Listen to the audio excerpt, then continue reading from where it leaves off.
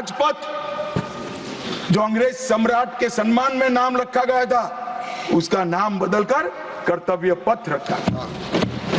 India gate पर king पंचम George की मूर्ति लगी थी, मूर्ति हटा दिया, शर्म के मारे में स्थान खाली था, हमने वहां सुभाष बाबू की प्रतिमा लगा।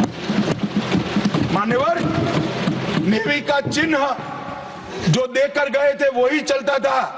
हमने वीर छत्रपति शिवाजी महाराज की नेवी के चिन्ह को हमने भगवान बिरसा मुंडा की 150वीं जयंती को जनजातीय गौरव वर्ष के रूप में मनाया। राष्ट्रीय युद्ध स्मारक हमने बनाया और राष्ट्रीय युद्ध स्मारक में अमर जवान की ज्योति को विलीन करने का काम भारतीय जनता पार्टी के नेता नरेंद्र मोदी। संसद के अंदर राजा जी ने जो उदात्त भावनाएं व्यक्त की थी, जिसको जवाहरलाल जी ने भी स्वीकारा था, मगर बाद में शर्म का एहसास हुआ, सेंगोल को इलाहाबाद के म्यूजियम में भेज दिया।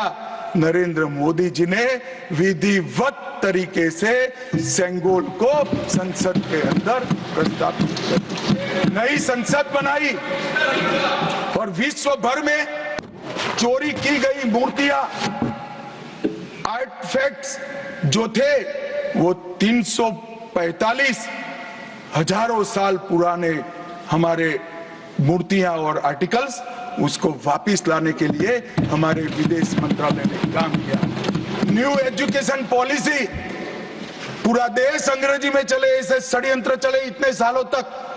न्यू एजुकेशन पॉलिसी में हमने कंपलसरी कर दिया, बच्चे की प्राथमिक शिक्षा मातृभाषा में होगी। मान्यवर, मातृभाषा में आईएएस आईपीएस का एग्जाम नहीं दिया जाता था, हमने वहां मातृभाषा में एग्जामिनेशन को किया।